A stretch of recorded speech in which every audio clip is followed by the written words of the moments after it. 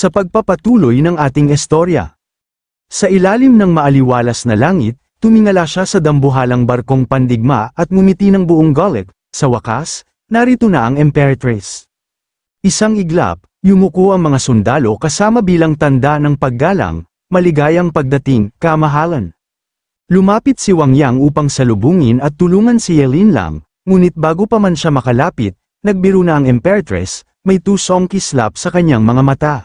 Nako, kung hindi ka dumating, aakalain kong isinakripisyo mo na ang sarili mo para sa bayan. Matalim ang tingin ni Yin Meiniang habang sumagot, ang boses ay puno ng kumpiyansa. Salamat sa junior sister, halos buong Xuanyu Kingdom ay napasa kamay ko nang walang kahirap-hirap. Pagkatapos, napangiti si Yinlinlang at masayang tumugon, totoo yan, hindi ko inasahan na ganito katapang ang asawa ko. Mabilis namang pumuri si Yin Meiniang, sabay sandal ng kamay sa kanyang baywang, napakaganda ng napangasawa mo, nakakainggit, gusto ko rin ng ganyang kakampi. Sa gitna, awkward na kinuskus ni Wang Yang ang kanyang ulo at nag-isip, huwag naman sana kayong mag-away dito. Makaraan ng ilang sandali, sa hapagkainan, nagsimulang magsalita si Yin Meiniang kay Yelinlang, ang tono ay puno ng panunukso. Ngayon, nasira ko ang angka ng Chu, malaki ang kontribusyon ko. Kaya dapat lang nagantihan ako ng junior sister, hindi ba? Diretso ang sagot ni Yelinlang, walang paligoy-ligoy. Sabihin mo na ang gusto mo, hindi naman ako masamang tao. Tahimik na itinaas ni Wang Yang ang baso ng alak, nakangiting pinagmamasdan ang palabas sa harapan niya. Oh, wow, mukhang may maganda tayong drama ngayon. Walang pakundangan, diretsyong ibinulalas ni Yin Meiniang ang kanyang nais. Pwede ba akong maglingkod kay Wang Yang, ang pinuno ng bansa? Agad na sumimangot si Yelinlang, tumindig at mariing tumutol, hindi pwede, akin lang ang asawa ko. Nagbago ang tono ni Yin Meiniang, ang tingin ay may bahid ng panghahamon, huwag kang masyadong mayabang, kung hindi sa mga pagsisikap ko, paano mo nasakop ang Xuanyu Royal Capital? Pero nanatiling matatag si Yelinlang, ang sagot ay matigas, mahirap man ang trabaho, pero walang usapan tungkol sa paghahati sa asawa.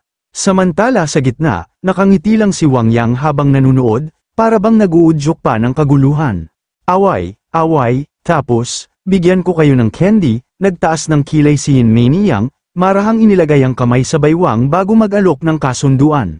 Junior sister, huwag masyadong magalit, pwede bang magkompromiso? Tutulungan kong pag-isahin ang Great Sheng at Xuanyu, at ikaw pa rin ang Emperatris, ang kailangan ko lang ay isang lugar sa harem, ano sa tingin mo?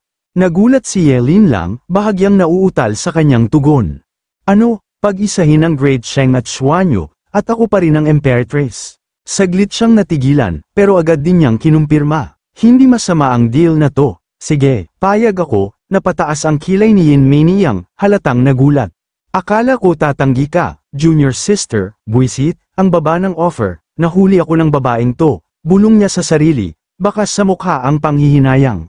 Biglang nag-alburuto si Wang Yang, tumindig at sumigaw, ako, hindi ako sang-ayon. Bakit parang ipinagbibili na lang ako ng ganito? Reklamo niya, halata ang hinanakit sa kanyang tinig. Kalmado naman si Yelinlang, ngunit hindi nagpakita ng pag-aalinlangan sa kanyang sagot, hindi tinatanggap ang tutol, asawa, huwag kang masyadong mayabang dahil lang swerte ka, kahit gustuhin ng iba, hindi nila makukuha. Halos mawalan ng pag-asa si Wang Yang, ano ba to? Nagkakaisa kayo para pilitin akong maging palamunin. Ang spirit system naman ay tumawa ng pangungutya, host lord, nakangiti ka na nga, bakit ka pa nagkukunwari? Hindi nagpatinag si Wang Yang, at malupit ang sagot niya, kung hindi ka magsasalita, walang tatawag sa'yo na pipi. Pinisil niya ang pisngi ng spirit system, tila may hinanakit, lintek na system, nasaan ang reward ko para sa pagbagsak ng bansa? Agad na hinawakan ng spirit system ang kamay niya at mabilis na sumagot, nandito lang, huwag magmadali, host lord. Sa isang kisap mata, inilahad nito ang ilang mahiwagang sandata, congratulations, host, sa matagumpay na pagpapatamba sa isang kaharian, malaking gantimpala ito para sa iyo. Maligayang bati host, tagapagpatuloy, sa pagkakamit mo ng mid-grade Saint technique na 9 Heavens Mystic Thunder Record, ang high-grade Saint weapon na Skybound World-Ending Sword, at ang mid-grade Saint Treasure na Fortune Jade Pendant. Ngunit hindi natuwa si Wang Yang, tumayo siya, nakasimangot habang tinitingnan ng system, ordinaryo ang mga ito, akala mo ba mapapabilib mo ako sa ganitong bagay, lintek na system. Nagmakaawa ang spirit system, halatang nag-aalala. Hindi, eto pa ang isa, ang second to last big reward, piraso ng heavenly daw. Sa sandaling yun, medyo lamambat ang mukha ni Wang Yang, bahagyang nasiyahan, pwede na to, kahit papaano, sulit ang overtime ko. Biglang lumapit si Xuanji, may bahid ng sorpresa sa kanyang boses, Master, hindi ko inasahan na nandito ka pala. Kasunod niyang lumapit si Liu Qingyao, may lungkot sa mga mata, Supreme Sect Ancestor, sa wakas nakita rin kita. Naguluhan si Wang Yang, ha, bakit kayo nandito? Sumagot si Liu Qingyao nang walang pag-aalinlangan, sinabi po ng Imperatress na hanapin ka para sa pagpupulong, dumating na ang mga kinatawan ng malalaking pamilya mula sa Xuanyu Empire. Agad namang tumanggi si Wang Yang, matigas ang kanyang paninindigan, hindi, ayoko talaga ng meetings, kahit pagawin akong isang good luck charm, hindi ako sasama. Tumawa ang spirit system, sabay turo kay Wang Yang, Host Lord, good luck charm ka na ngayon, di ba? Ngunit hindi nagbago ang isip ni Wang Yang, hindi ako pupunta sa meeting. Medyo nag-alangan si Xuanji, bago bumantong hininga at magtanong, Master, saan mo balak pumunta? Lumingon si Wang Yang at tinawag sina Liu Qingyao at Wu Xuanji, sumama kayo sa akin mamasyal. Huwag kayong palaging nakakulong sa loob ng palasyo. Masayang ngumiti si Xuanji, halata ang kasab-ikan, ayos, sa wakas, makakalabas din tayo. Sumabay si Liu Qingyao habang naglalakad, bahagyang napangiti. Sige, susunod ako sa inyo, Supreme Sect Ancestor. Samantala, nag-aalala naman ang mga kinatawan ng Royal Court, ha? Sabi bumalik na raw ang National Lord na si Wang Yang, ang daming bagay na dapat niyang asikasuhin, siguro masyado siyang busy, kahit busy, dapat nagpakita man lang siya kahit saglit, gusto namin siyang makita. Samantala, nag-aalangan si Yin Mei Niyang, lumapit kay Yelin Lang at nagtanong ng matalim, Junior sister, bakit hindi pa dumarating ang asawa mo? Nairita si Yelin Lang at matalas na sumagot, ilang beses ko nang sinabi, sa publiko, gamitin mo ang tamang titulo. Nagpakumbaba si Yin Mei Niyang, bahagyang yumuko, kanina ako'y nawala ng galang, sana'y patawarin ako ng inyong kamahalan, pero ano ang gagawin natin kung hindi siya dumating? Humarap si Yelin Lang, matatag ang tinig, ayos lang, tuloy pa rin ang pulong. Samantala, sa masikip na kalye, buhay na buhay ang merkado. Masarap, sariwang tanghulo dito, bilasan nyo, sigaw ng tindero, nag-aalok ng paninda. Dekalidad na cotton candy, hindi matamis, libre, dagdag ng isa pang nagtitinda, umaasang maakit ang mga dumaraan. Samantala, lumapit sa isang tindahan si Liu Qingyao at nagwika, wow, ang ganda naman ng fox mask na yun. Napansin ng may-ari ng isang tindahan ang isang bisita, ay ningal siya sa pagmamadali, ngunit lumapit at nag-alok, Miss, ang ganda ng mata mo, ito ay nagkakahalaga ng 15 copper coins. Lumabas si Wang Yang, tinitingnan ng paninda, bago ngumiti ng tuso, 15 copper coins, bibilhin ko ang buong tindahan mo para sa 100 taels. Napamulagat ang may-ari, 100 taels, Ginoo, tunay na ikaw ang aking great benefactor. Kasabay nito, tumingin si Liu Qingyao kay Wang Yang, na mula bago bulungan ang sarili, ang galing nito para sa akin mula sa Supreme Sect Ancestor, dapat kong ingatan ito. Tumalikod si Wang Yang, ngumiti ng bahagya, Tara, tingnan natin ang ibang lugar. Sa isang kanto ng kalye, si Wu Xuanji habang umunguya ng cotton candy, ay sumigaw, Master, ang ingay sa unahan, may harang pa ang daan. Walang interes si Wang Yang, bahagyang napailing, umikot na lang tayo, huwag tayo makisali sa gulo. Biglang lumitaw ang system screen, puno ng sigla, may Heaven's Chosen One sa unahan, tanggapin mo siya bilang estudyante agad. Tiningnan ni Wang Yang ang isang singsing sa kanyang harapan, nagbulong, Heaven's Chosen One, parang regalo sa taong tulog, dapat rin akong kumuha ng magandang binhi.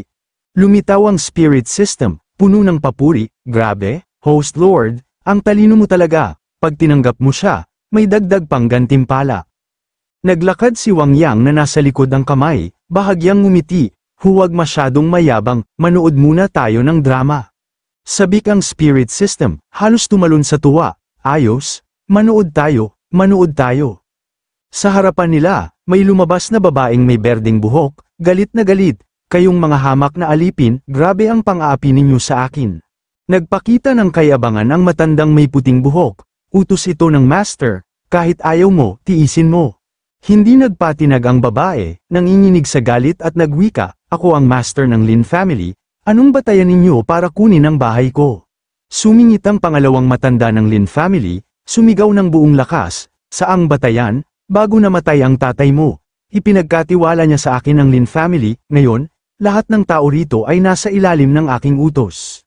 Nagulat ang babaeng Lin, puno ng duda, "Kasinungalingan, hindi gagawin ng tatay ko yan." Tahimik na nanood si Wang Yang, bahagyang napailing, grabe ang pangalawang matanda ng Lin, ninakawan ang lahat, tapos pinalayas pa ang pamangkin, kay lamig ng mundo. Sino ba ang nagsabing dapat makisipsip ang pangalawang anak ng pamilyang Lin sa isang mataas na opisyal? Saglit siyang nag-isip, isang kiliti ng familiarity ang gumapang sa kanyang utak, bakit pamilyar tong eksenang to? Biglang sumulpot ang isang pangkat, naglalakad ng may autoridad. "Tumabi kayo, huwag harangan ang daan." Nagulat ang mga miyembro ng Lin family, bumubulong sa isa't isa, siya kaya ang tutulong kay Lin Qingsheng, hindi ba't ito ang manugang ng Lin family, si Xiao Wu ng Xiao family? Sa sandaling makita siya, masayang lumapit si Lin Qingsheng, puno ng pag-asa, "Wu brother, dumating ka na, ninakaw ng tiyuhin ko ang Lin family at pinalayas ako, tulungan mo ako." Ngunit malamig ang tingin ni Xiao Wu, walang emosyon ang kanyang mukha nang itulak niya ang babae palayo. "Bitawan mo ako. Mahirap na multo, huwag mo akong hawakan." Nang marinig yun, napatigil si Lin Qingsheng, naguguluhan, halos hindi makapaniwala at napaluhod. "Bakit ganyan ka? Fiancé mo ako." Napangisi si Xiao Wu, may kasamang pangungutya sa boses niya. "Fiancé? Ang gusto kong pakasalan ay ang eldest lady ng Lin family, simula ngayon, cancelled na ang kasunduan natin." Nagpakita ng kayabangan ng babaeng kasama niya, may tusong ngiti sa labi. "Sister, ako na ang gusto niyang Master Xiao Wu, tanggapin mo na ang katotohanan." Sa sandaling yon, hindi natuwa si Lin Qingsheng at mariing sumigaw, "Aba, magaling, matagal na pala kayong nagliligawan, kayong dalawang taksil, masama ang magiging wakas ninyo." Nang marinig ito, tumayo ang matendlin uncle at nag-utos ng galit, "Mga tao, palayasin ang babaeng baliw na yan gamit ang mga pamalo." Samantala, tahimik na napailing si Wang Yang, nagbulong sa sarili, "May engagement cancellation pa talaga, over the top na tung script na to." Sa gilid, nagbulungan ang mga tauhan ng Xiao family, halatang na-shock sa nakita, sobrang walang puso talaga ang pangalawang anak ng pamilyang Lin. Sa sandaling yun, napuno ng galit ang pangalawang matanda, bumunghalit, kaiyahiya. Ngunit, bago pa siya makapagsalita ng buo, lumapit si Xuanji, gamit ang kanyang spiritual energy, "Lakas ng loob mo." Tumindig ang pangalawang matanda, halatang nag-aalburuto, "Wala kayong karapatang makialam sa Lin family." Tahimik ngunit matatag na tumugon si Wang Yang, "Wala akong ibang meron, malaki lang ang aking katapangan." Sa isang tabi, nagmakaawa si Lin Qingsheng, puno ng takot, "Pakiusap, huwag kang makisawsaw dahil sa akin, pakiusap, umalis ka na agad." Ngunit walang pag-aalinlangan ang pangalawang matanda ng Lin family, sumigaw sa isa pang matandang may kulay abong buhok, "Atake, basagin niyo yang mga paa ng asong yan." Ngumiti ng bahagya si Wang Yang, ngunit sa kanyang mga mata, nanlilisik ang mapanganib na intensyon, ang ipis talaga, hindi alam ang buhay at kamatayan. Sumabog ang enerhiya ni Wang Yang nang humampas siya ng malakas, kasunod ang isang malutong na tunog na umalingaw-ngaw sa paligid, ang scattered sword she rampages ay nagwala, nagpagulong ng hangin, at napatalsik ng tuluyan ang matandang may abong buhok. Itinuro siya ng matanda ng Lin family, halatang nanlumo sa pangyayari, "Sino ka ba talaga? Ang lakas ng loob mong maglikha ng gulo sa loob ng Lin family?" Tila hindi siya makapaniwala sa nakita, nagbulong sa sarili, "Paano ko hindi napansin ang galaw niya kanina?" Humakbang si Liu Qingyao pasulong, hindi nag-atubili sa kanyang pagpapakilala, "Ito ang Supreme Sect Ancestor ng aming Spirit Sword Sect, ang kanyang kamahalan, Wang Yang, ng dakilang Sheng Empire." Nang marinig yun, nagulat ang isang tauhan ng Lin family, halos sumigaw, "Ano? Siya si Wang Yang na nagwasak sa Chu family." Sa paligid, nagsimula ang mga bulungan, "Siya si Wang Yang na nagligtas sa mga tao sa kabisera, pero parang masyado siyang bata para doon, imposible." Samantala, ang ilang dalaga ay tinitigan si Wang Yang ng masusi, may bahid ng pagtataka, "Narinig ko na si Wang Yang ay may 34 waistline at 8 feet tall din, paano siya naging gwapo?"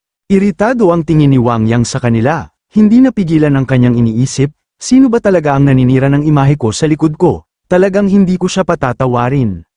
Sa isang tabi, Iniwagayway ni Xiao Wu ang kanyang pamaypay, may halong paghamak sa kanyang ekspresyon. Wang Yang, ikaw ang National Lord, ang kamahalan mo ay kasalukuyang nasa palasyo, nakikipag-usap sa aking ama at sa mga pinuno ng malalaking pamilya.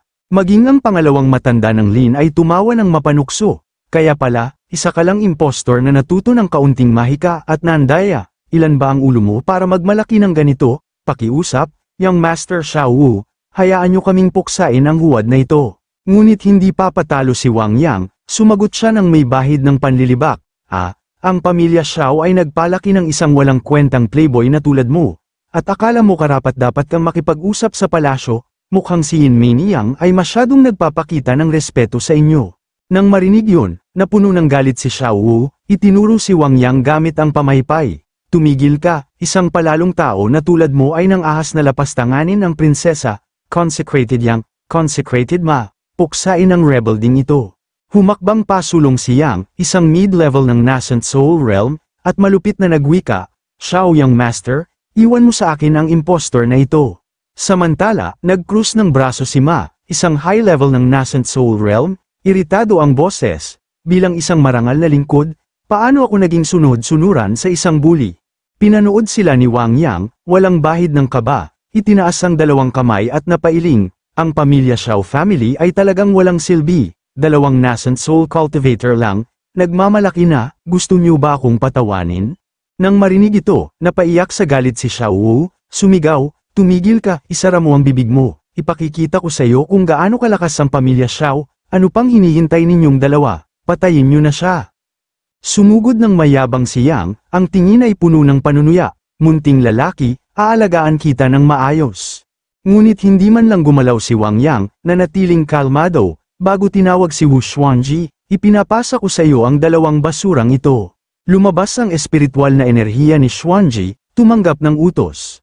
Sa isang malakas na spear technique, sabay na bumagsak ang dalawang alalay, tinapos ng isang iglap. Nagningning ang mga mata ni Xuanji habang tinitingnan si Yang at Ma, bago magwika ng malamig. Isang grupo lang ng mga insekto, sino ang nagbigay sa inyo ng tapang? Biglang nagbago ang ekspresyon ni Yang, nakilala niya ang teknik, ang paggalaw, ang aura, isang kilabot na bamalat sa kanyang katawan. Ito ang Starry Sky Spear Technique, ikaw ang Right Prime Minister Xuanji. Samantala, napuno ng takot ang kanyang mukha ang Young Master ng Xiao family, nanlumo ang kanyang tuhod sa lupa, nanginginig ang boses, kung siya si Xuanji, ang lalaking yun ay, si Wang Yang, ang National Lord, tapos na tayo. Maging ang pangalawang matanda ng Lin ay agad lumuhad, walang pag-aalinlangan sa kanyang pagmamakaawa, kamahalan, patawarin niyo po ako, kamahalan, patawarin niyo po ako. Kasunod naman, sumunod ang iba pang mga tao sa ritual ng paggalang, sabay-sabay na sumigaw, nagpupugay kami sa inyong kamahalan, mabuhay ng walang hanggan, mabuhay ng 1000 taon. Ngunit napailing si Wang Yang, iwiniwas-iwas ang kamay ng may bahagyang iritasyon. Tama na, ayoko ng pambobola. Nagbulong siya sa sarili, 1000 taon, isa rin akong Great Emperor Lord Realm, may ilang daang taong libo pa ang lifespan ko. Sa sandaling yun, dumating ang isang pangkat ng sundalo, mabilis ang takbo ng kanilang mga kabayo habang sumisigaw, kamahalan. Tumingala ang mga tao, nagulat sa kanilang nakita. Ito ang Imperial Royal Guard ng capital. Pagdating sa harap ni Wang Yang, lumuhad ang commander at mga sundalo, nagpapakita ng labis na paggalang. Kamahalan, nahuli po ako sa pagsagip sa inyo, parusahan niyo po ako. Ngunit mahina hong tumugon si Wang Yang, walang bahid ng galit sa kanyang tinig, hindi ko naman kailangan ng tulong niyo. Samantala, tumayo si Wu Xuanji, tiningnan ang mga taong nakaluhod at walang awang nagtanong, Master, ano ang gagawin natin sa mga pesteng ito? Lumingon si Wang Yang, nakangiti ng malamig, narito ang commander ng Imperial Guard Army, sila na ang bahala. Pagkatapos, bumaling siya sa commander, walang pag-aalinlangan sa kanyang utos, dalhin mo ang mga tauhan mo at salakayin ang pamilyang Xiao, gantimpalaan sila sa pamamagitan ng paglipol sa kanilang 9 na henerasyon, at isama mo na rin ang pamilya ng pangalawang Ginoong Lin, lipulin din sila. Ngunit sa isip niya, maraming tao ang nanunood, maganda itong pagkakataon para kumita ng merito. Lumuhad ang commander, walang alinlangan sa kanyang pagsunod, masusunod kamahalan. Pagkatapos noon, patuloy na nagbulungan ang mga tao sa paligid, nagmamasid sa kaganapan, mukhang wala ng pag-asa ang pamilya Xiao at Lin, magandang balita. Anila palabas ang pangalawang matanda ng Lin at si Xiao Wu, patuloy silang nagmamakaawa, kamahalan, patawarin niyo po kami, ang kamahalan ay isang taong may bulag na mata, patawarin niyo po kami. Ngunit napailing lang ang mga tao habang pinapanood silang unti-unting nawawala sa tanawin, ang kamahalan mismo ang kumilos para puksain ang mapagmalaking pamilya Xiao, sa ilalim ng kanyang hustisya, tunay na pinagpala ang mga tao ng Xuanyu. Sa gitna ng kaguluhan, lumuhad si Lin Chengsheng sa harap ni Wang Yang, puno ng pasasalamat sa kanyang puso, maraming salamat po, mahal na pambansang Panginoon, sa paghahatid ng katarungan para sa isang hamak na tulad ko. Ngunit ay nalalayan siya ni Wang Yang, tiningnan siya ng diretso bago magtanong, tumayo ka na, binibini, ano ang balak mong gawin sa hinaharap?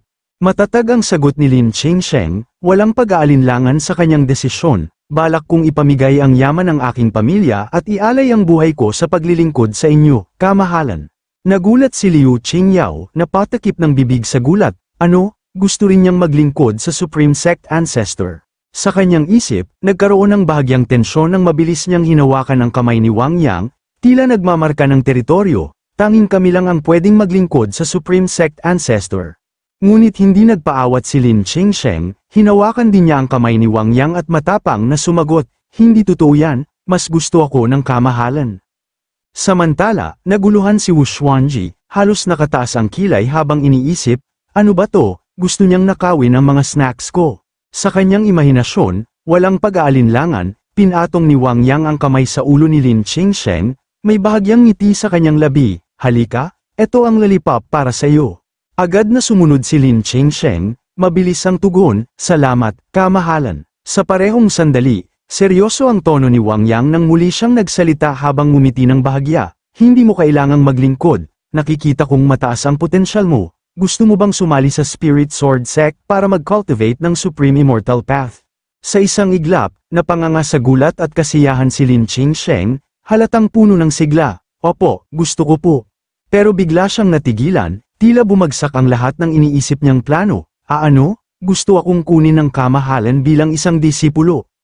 Samantala, sa likuran, lumitaw ang spirit system, nagwawasiwas ng bulaklak, tila nagdiriwang, congratulations, Host Lord, matagumpay na nakakuha ng Heaven's Chosen One bilang estudyante, nakatanggap ka ng Luxurious Disciple Recruitment Gift Package. Napatingin si Wang Yang sa kanya. Halatang may bahagyang interes, Luxurious Disciple Recruitment Package, buksan ko na lang ito pagbalik sa sekta.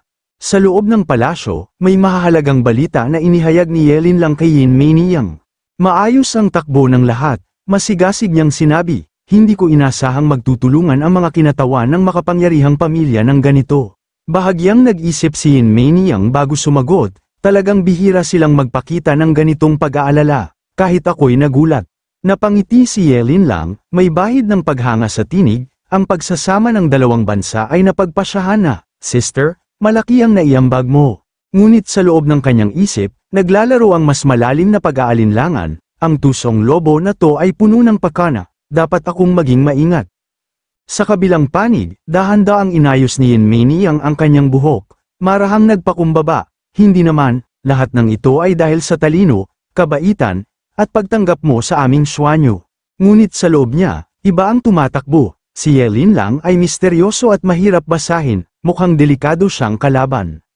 Biglang may pumasok na utusan at isang Yuniko, nagmadali sa pag-anunsyo, ang inyong kamahalan, ang inyong kataas-taasan.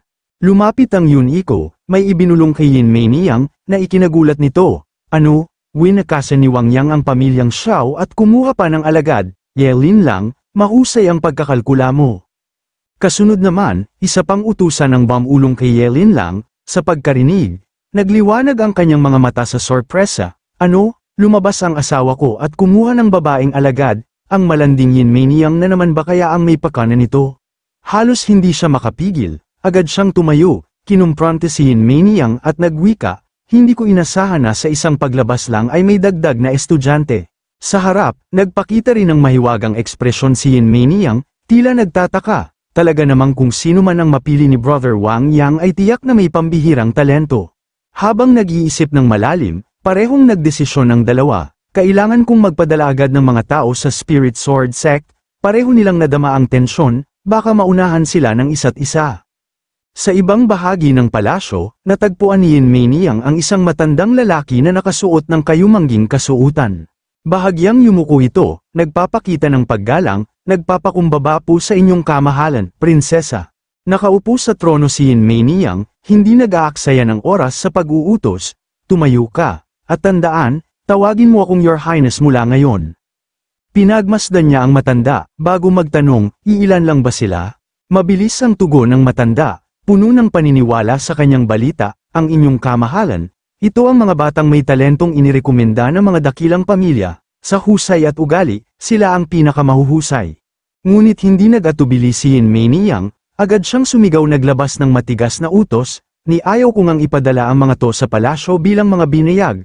Anong oras na ba? Nag-iisip pa rin kayo ng mga mabababaw ninyong pakana. Nang marinig yun, pawisan ang mukha sa takot ng matanda at nagwika, ito, itinago ng 4 na dakilang pamilya ang pinakamahuhusay nilang tagapagmana, at ang iba na may nanunood lang, ginawa na po ng hamak ninyong lingkod ang lahat ng makakaya. Nag-init ang palasyo sa utos ni Yin Meiniang, nanlilisik ang mga mata habang nakataas ang kamay. Kung hindi ko kayang kontrolin ang 4 na pamilya, paano kita hindi mapamahalaan? Bibigyan kita ng 7 araw, kahit sino, basta ang may pinakamagaling na talento, kapag nabigo ka, papatayin kita. Nanginginig, sumagot ang matanda, opo, magsisimula na po ako. Samantala, sa kabilang bahagi ng palasyo, maringal na pumasok ang national teacher kasama ang mga bagong recruit, yumuko bilang tanda ng paggalang, mabuhay ang inyong kamahalan, mabuhay ang emperador, 10,000 taon, 10,000 ulit pa ng 10,000 taon. Masiglang itinataas ni Yelin lang ang kanyang kamay, punong-puno ng kumpiyansa, lahat tayo ay mamamayan ng dakilang Sheng. Maging comfortable kayo. Masayang nagpahayag ang national teacher, ang inyong kamahalan, ang mga napili naming talento ngayon ay ang pinakamahusay sa ugali at kakayahan. Tumango si Yelin lang, may tiwalang sagot, dahil ang pambansang guro mismo ang nangangasiwa, ako'y lubos na panatag. Sa hardin ng hari, nakaupo si Liu Qingyao sa harap ni Xuanji, ang tinig ay puno ng pagtuturo. Ang paglanghap at pagbuga ng hininga ay nangangailangan ng malinaw na isipan at mahabang, tuloy-tuloy na paghinga. Maingat na inayos ni Shenji ang kanyang paghinga. Opo, Sister Liu. Samantala, sa isang tabi, nakahilig sa silya si Wang Yang, inaantok at nawika, ang pagtuturo ng mga estudyante ay talagang nakakapagod. Kumagat sa cookies ang spirit system, bago mapaglarong nagtanong, ano bang nakakapagod sa'yo? Ang pagkuha ng estudyante ay hindi lang para sa sarili mong kapakanan. Ngumiti ng bahagya si Wang Yang, may bahid ng kaalaman sa kanyang sagot, kapag nasa sekta na sila, sarili nilang pagsisikap ang magdedetermina ng tagumpay nila. Kung talagang may talento, matututo sila ng kusa, walang dapat alalahanin. Biglang bumukas ang pintuan, pumasok sina Yelin lang at ang national teacher. Masayang bumati si Yelin lang, asawa ko, tingnan mo kung sino ang dumating. Yumuko ang pambansang tagapayo, puno ng respeto, pagbati sa inyong kamahalan, National Lord. Mabilis na lumapit si Wang Yang, may bahid ng pagkamangha, dumating ka rin pala, pambansang tagapayo, sa Xuanyu Royal Capital, sanay patawarin mo ako sa hindi agad na pagsalubong. Ngumiti si Yelin lang, itinuro ang mga taong nasa likuran niya, asawa ko, ito ang mga talentong pinili ng pambansang tagapayo mula sa dakilang Sheng. Gusto nilang sumali sa Spirit Sword Sect. Ang tensyon sa paligid ay lumalakas habang si Wang Yang ay bahagyang napabuntong hininga, waring nalulunod sa dami ng mga bagong talento, kung pinili mo sila, pambansang tagapayo, tiyak na magaling sila. Mula sa likuran, pumasok si Yin Meiniang, ang kanyang tinig ay puno ng hamon, kung ang mga talento ng dakilang Sheng ay makakasali, hindi ba dapat patas din ang pagtrato sa mga talento ng Xuanyu Empire? Nang marinig yun, namula ang mata ni Yelin lang sa gulat, habang si Wang Yang ay tahimik na nagbulong sa sarili, isa pang grupo, naku, give me a break. Sa tabi, tumawa ng malakas ang spirit system, tila natutuwa sa kaganapan, Lord Host, parang recruitment agency na to . Hindi nagdalawang isip si Wang Yang, bahagyang tinignan ng spirit system at tumugon, wag mo nang dagdagan, masakit na ang ulo ko, mukhang kailangan na natin silang dalhin pabalik sa Spirit Sword Sect. Pagkatapos niyang mag-isip sandali, tumingin si Wang Yang kay Yin Meiniang, nagdesisyon, kung sila'y mga talento mula sa dalawang bansa, syempre papayagan ko silang sumali, balak ko namang bumalik sa sekta, pwede silang sumabay sakin. Nang marinig ito, agad na nagmungkahi si Yin Mei Niyang, kung uuwi si Brother Wang Yang sa Spirit Sword Sect, dapat samahan kita para maalagaan ka. Ngunit mabilis ang tugon ni Yelin Lang, tumutol ng matindi, hindi dapat, sister, bago lang natapos lang ang digmaan, marami tayong responsibilidad na gagawin. Nasa gitna ng palitan ng salita, si Wang Yang ang nagbigay ng pangwakas na hatol, tama si Yelin Lang, dapat ayusin muna ang estado ng dalawang bansa, Yin Mei Niyang, tulungan mo muna siya. Hindi kumontra si Yin Mei Niyang, ngunit may bahagyang lungkot sa kanyang ekspresyon, tama si Brother Wang Yang, dapat unahin natin ang mas malaking layunin. Napangiti si Yelin Lang, may bahid ng kasiyahan sa kanyang mga mata, hindi ko hahayaang sumama ang babaeng yun sa asawa ko. Sa kabilang dako, nagngingit-ngit sa galit si Yelin Lang, buwisit, ang galing magplano ni Yelin Lang, hintayin natin. Samantala, sa loob ng Spirit Sword Sect, abala ang mga estudyante sa kanilang gawain, ngunit hindi napigilan ang patuloy na tsismisan. Balita ko, isang buwan pa lang, winasak ng Supreme Sect Ancestor ang imperyo ng Xuanyu Empire, ang galing talaga. Magiging bantog na naman ang sekta natin, samantala, nagtaas ng kilay si Sect Master Lu bago sumigaw, itigil na ang tsismis, trabaho na. Ngunit bago pa man matapos ang kanilang pag-uusap, lumapit ang isang estudyante kay Sect Master Lu, ang tinig nito ay puno ng pagkasabik, ulat, dumating na ang hanay ng kataas-taasang pinuno sa tarangkahan ng sekta. Nang marinig yun, nagulat si Sect Master Lu, parang nagliyab ang kanyang espiritu, ang bilis naman yan, makinig kayong lahat, agad kayong sumunod sa akin upang salubungin ang Supreme Sect Ancestor.